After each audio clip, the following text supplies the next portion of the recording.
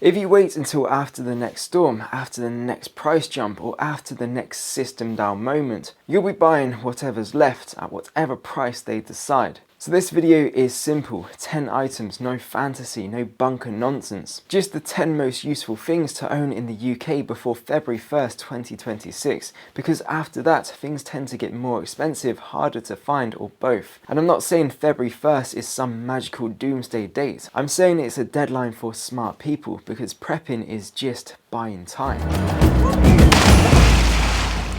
Welcome back to Charlie Survival. Before we start, if you're building a calmer, more capable life in the UK, subscribe and drop a comment. Where are you based? City, town, countryside, or coast? I want to tailor future videos to the risks you actually face.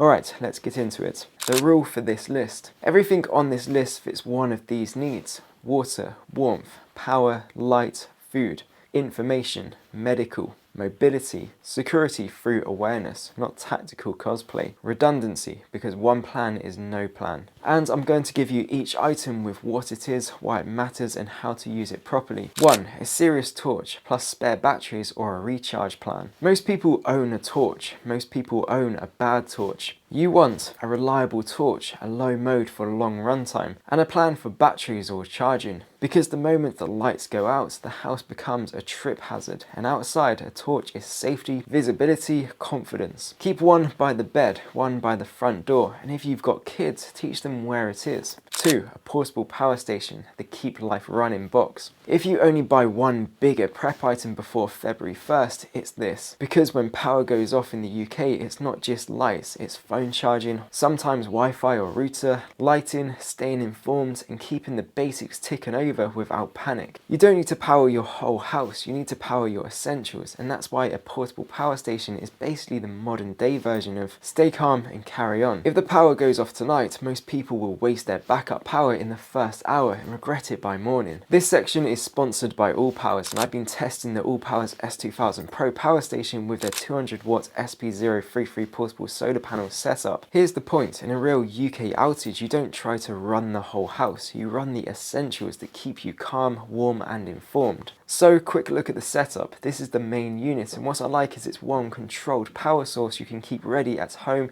in the car, or for trips. Without power, phone is dying, lights are out, everyone's guessing. With power, you've got a plan. I tested this setup with a kettle, comms, torches, and a big heater, and it handled it like it was nothing. My rule is comms, lights, heat, and information. If you've got those four, you're ahead of 99% of people. Priority number 1. Phones plus power banks. Because if your phone dies, your torch, maps, updates, contacts, all gone. Second, lighting. A couple of low watt lights in the evening changes everything. Less stress, fewer accidents, better decisions. Third, small essentials. Like keeping a laptop topped up if you need it for work, messages, or printing off key info you forgot to do when the power was on. Quick preparedness rule. Always check wattage before you plug anything in. High draw appliances will drain any power station fast, so in a blackout you're thinking efficiency, not comfort. Now, 2 features that matter with this setup. 1. The app. You can connect your phone, see what you're using in real time, turn outputs on and off, and stop yourself wasting power. 2. Solar.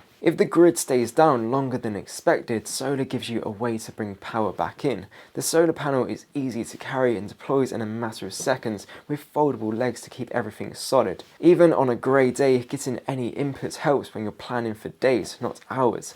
Angle it at the brightest part of the sky, keep it out of shade, wipe the surface, and watch the input watts climb. That's your lifeline in a long outage. Store it somewhere dry and easy to grab in its protective bag with the accessories and cables, and keep it topped up. In an outage, you don't want to be hunting for the cables in the dark, and here's the bit most people don't think about: stealth. In an outage, you don't just want power, you want quiet power. No petrol, no fumes, no smoke, no generator racket telling the whole street you've got electric. Just a silent setup that keeps your lights low, your phone charged, and your essentials running without drawing attention. That matters because in a blackout, noise and smoke are basically a signal. Quiet power lets you stay calm, warm, and discreet. So the real question isn't is it good, it's is it good for your use case? What do you need to run for 24 to 72 hours? How will you recharge it? wall, car or solar, and where will you store it so it's safe and grab and go. If you want to check out the All Powers S2000 Pro in the solar setup I'm using, the link is in the description and you can use my code Charlie10 for 10% off. Right, now for the one thing everyone overlooks. Free water storage, minimum 3 days. In the UK, people think water won't go off, then a burst main hits, contamination happens or a storm messes things up. And suddenly it's boil notice, low pressure, collection points. You want water stored before you need it. Here's a simple rule. Aim for 2 to 3 litres per person per day for at least 3 days, more if you can. How to use it. Store it somewhere cool and dark, rotate it and don't forget pets. 4. A proper water filter. Store water is step 1, filtering is step 2, because sometimes the issue isn't no water, it's water you don't trust. A decent filter gives you options. Tap water you're unsure about, collected water in a pinch, and peace of mind during boil notices. How it works. Have one at home, learn it before you need it, keep spare parts if it uses them. 5. A week of food you actually eat. This isn't about apocalypse rations, it's about price spikes, delivery delays, and the shop being chaos the one time you really needed it. A 7-day buffer changes your life. What to buy. Things you already eat: rice, pasta, oats, tins, sauces, oil, tea and coffee. Snacks, morale matters. How to use it. Rotate it, eat from it, replace it. That's it. 6. A safe cooking plan without poisoning yourself. This matters in Britain because a power cut can turn into, right, what do we eat? A good cooking plan is safe, ventilated and tested. The point isn't the gadget, the point is the plan. Because the worst thing you can do is panic cook indoors with something not designed for it. How to use it. Practice once when things are normal, and if you can't safely cook indoors, have a cold food backup. 7. Warmth. Sleeping bag plus thermal layers. In a UK winter outage, warmth is not nice, it's safety. The house loses heat fast, and if you can't heat the whole home, you heat the people. What to buy?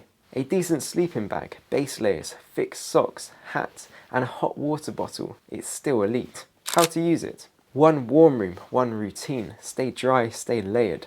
8. A basic first aid kit plus personal meds buffer. This is boring, which is why it saves lives. You don't need a tactical medic bag, you need plasters, antiseptic wipes, bandages, pain relief as appropriate for you, blister care, and any regular meds you rely on as permitted. How to use it. Keep it stocked, know where it is, and have one in the car too. 9. A security by awareness kit, calm deterrence, not combat. In any disruption, most people don't get attacked, they get tested. A knock at the door, someone just checking, a bit of opportunistic behaviour because the street lights are out and everyone's distracted. So forget the fantasy, you want security through awareness and friction, making your home a harder target than the next one. What to have? A couple of batteries, motion lights, a door wedge or doorstop, seriously underrated. Basic windows and door alarms, cheap, loud and effective. And a simple habit, keep one room lit, not the whole house. How to use it. Motion lights at the entry point, door wedges at night, alarms on the easiest windows, and don't advertise what you've got. No loud generators, no bright I'm fine glow. Because in a blackout, noise and light travels, and the goal isn't to scare yourself, it's to stay calm, stay discreet,